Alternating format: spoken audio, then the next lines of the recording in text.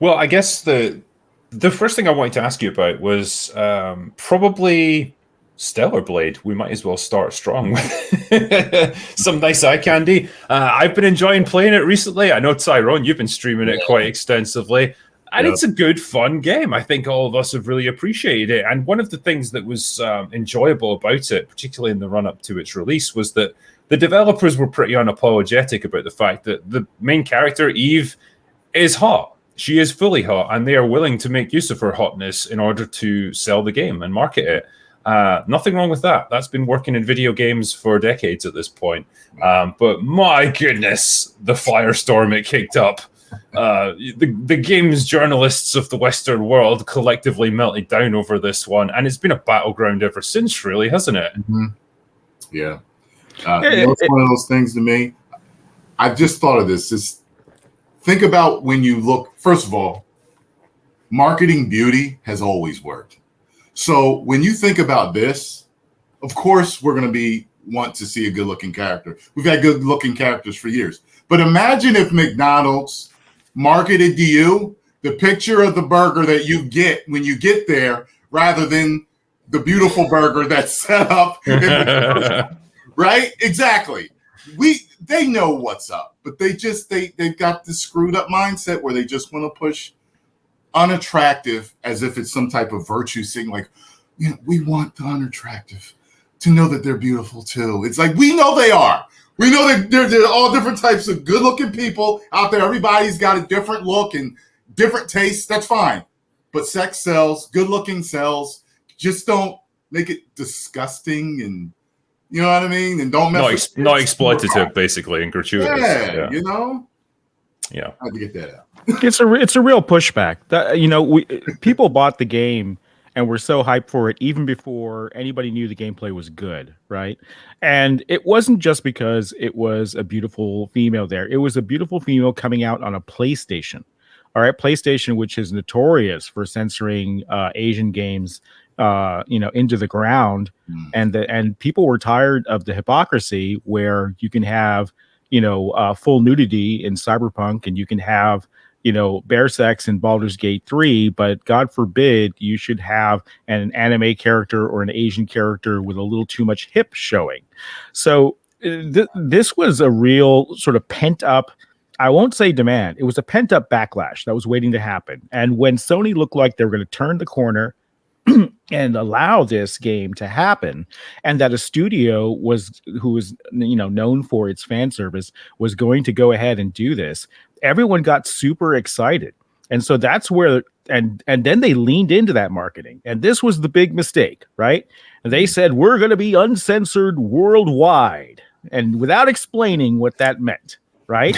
And meanwhile, their trailers are showing one type of costume, and what shipped is another type of costume. But what's worse than that, on the disc, it matches what was promised, but you're forced to do a day one patch that takes all of this away. So people who had all their hopes built up for finally some pushback to the insanity that is censorship in AAA games has, that they have not only marketed this, but they have reneged on their promise and fallen into the same double standard trap that Sony's doing. That's why there's all this anger, and not anger at the game. People love the game. I'm always out there saying, buy the game. It's great. It's a huge win for us, no matter what, that we got this far. Yeah. But people are upset because of what, and they don't know who to blame. They don't know if it's Sony. They don't know if it's Shift Up. Nobody knows. Well, I mean, what I'm showing you here, I guess, is an example of the kind of things that they've changed slightly. And like you say, it's relative, because what you still have is an extremely hot woman with a pretty revealing outfit in the shipped version. But they have made changes to tone down the cleavage and stuff in order to appease certain people. And I guess what the gist of this seems to be, it's not so much the reality of the things they've changed, it's the principle of the fact that they have started to bend on this one. They have started to make changes in order to appease either Sony or like certain vocal people online who have been complaining about it. And you ever notice that same piece of black fabric? Not going to buy it anyway. Yeah, they're not going to buy it anyway. Yeah, exactly. And I think it's funny because it's such obvious Sony censorship because they always have the little black triangle of fabric that goes into the cleavage. They should sell that. They should sell that PSN branded in their merch store. Yeah, they did it to Tifa, and it's like, here, ladies, you can have an official Sony cleavage patch, and it's always black, and it's always a little triangle, and you just put it between your tatas. I don't even understand how it works because it's like there's a zipper there. So, like, what is that black thing just hiding behind it, and it just unfolds or something? Yeah, it's just stupid. Women are mysterious. Yes, they are. So are their clothes. Yeah. Yes. I think there was. Hold on, see if I can show the other one because there was another controversy around this. See if I can bring up the next one. The other suit, I can't tell the difference. I saw people talking about that one. It's like two-tone. It's like white and red or something. Oh, it's called the cybernetic bondage suit. Yeah. That's the actual name. So this was the other thing. Yeah. I mean, as a Brit, I'm like, I don't even understand what this means. Like, nobody does. Nobody got would you like me to except explain journalists. I don't know if you can get away with it on YouTube or not. I'm guessing it's bad though, and it's. Yes. Here's the thing. Think of rappers and Yeah. how they say that particular word with an A at the end. The problem is when there's something controversial going on with that word, someone will say, this guy came in, he was using the word with the hard R and everything. Right. So there's a differentiation. You know, sometimes you get into the argument of, oh, well, why can black people say it and we can't? Well, it's how you say it and all this, but that's a much deeper discussion. The problem is people are saying because over in America, we talk about it. And when it's bad, we say hard R. He said it with a hard R. So they're thinking that's what you're saying. But maybe they're just saying play harder. Maybe that's what they're saying. Play harder, you know? But if it's an Eastern studio as well, I don't know if they'd even understand the context of it. Look, that's a decal, okay? That's not even part of the wall. And first of all, the R shop is a common shop in the game where you can, get upgrades and things like Roxanne. this. Yeah, and the graffiti is a decal that artists use to break up, long stretches of similar looking bland walls and things like that. So they stick that everywhere. And this is just like a random happenstance of the graffiti next to the R shop, and journalists lost their minds and made Sony patch it. I would have changed it to game, so it's gamer with the hard R. You know what? Maybe you talked about Roxanne's personality. If you play it, she's kind of she's an asshole. So maybe it's her that they're talking about. You know what I mean? I don't think the update was any better. They changed it to crime. So and people say that the crime R means something. That means something too. I never heard of it. That's first I heard of it too, but that's what they're saying is that's in the Urban Dictionary too, and so you can't win. So no one's saying that don't patch that. No one's upset about that. They're upset about what was marketed, and then nobody marketed the hard R. I'm not. There's not even any context to this image. I'm just putting it up there because I like it. Why not? Bit of gameplay there. I've seen so many thumbnails with that picture. Why not, indeed, gentlemen? Why not? But no, I mean, it's. I guess my question is, like you mentioned that Sony have a habit of censoring Eastern studios that show a little bit of cleavage, that sort of thing, but they don't do the same thing to Western studios that show a lot more explicit stuff. Like, is there a particular reason for that, or what? I have no idea. I think it's because there's a certain fear about anime, and people who don't understand it just automatically assume that everyone in anime is underage. I think that's where it comes from. And, just because it's a cartoon and it's marketed towards kids and that type of thing, that's what they think. It's a cartoon. It must be for kids. And so they lose their minds over this stuff, even though it's obviously, mature rated games that have been censored and things like this. I think that's where the sentiment comes from, but it's also completely false. And it's actually kind of racist to think that way. And just they don't understand the medium. They don't understand where it's coming from.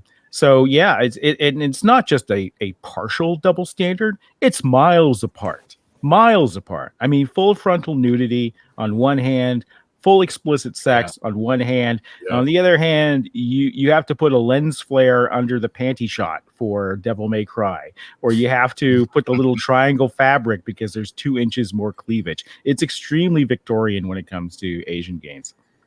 It's an odd one. Because, like, I'm old enough to remember, like, the 90s and the 2000s when, that's when gaming transitioned into 3D and you could start rendering female bodies a bit more accurately. And they weren't afraid to exploit it for a bit of, a bit of extra, coverage, media attention, and ultimately sales. And I think it ties into that reality that sex sells. It always has. And putting attractive characters, whether it's male or female, on screen is probably going to boost the sales of your game. It's just the reality of the medium. And attractive female characters are just as much a female fantasy as a male fantasy. My wife will not play a game if there's only, ugly avatars to choose from. She wants that sort of ideal, beatific, sexualized even to a degree, experience. Everyone wants to play a game to escape reality, right? Yeah. And to live out fantasies. And I don't understand why we have to be realistic in games and only in this specific area. We can have everything else. We can have weapons that blow up entire cities, but we cannot have extra jiggle physics. I mean, because it's a good point you make there, because the example that seems to be coming up a lot in chat is Last of Us 2 and characters like Abby. And I think people like Neil Druckmann would imagine that's an empowering character because she's big and physically imposing, and she's a big old slab of beef. But the thing is, I don't imagine many women dream of looking like that. No. I think if they had a choice, they'd probably look more like Lara Croft-ish, because that's the kind of aspirational figure for them. Guys are probably going to want to be a bit bigger and more muscular. Yeah. That's, again, just the reality of what the different genders aspire to. Like, I don't think women dream of being big, hulking, muscular killing machines. Very minor, As a matter of fact, I've been following bodybuilding for years, and they used a particular bodybuilder for her model.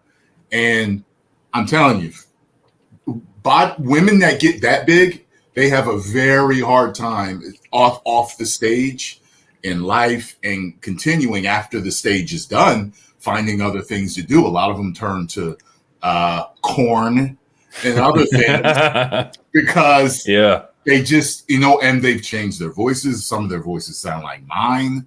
They have jawlines like all of us. It's like they become their own science experiment. And it's not, most guys aren't attracted to that stuff, or women. So, I mean, for you, Grummz, like you've obviously been in the industry a long time. Like, when did you notice this stuff really starting to bite? These changes, this kind of puritanism, and the other things that you've covered, like say the push to make female characters ugly.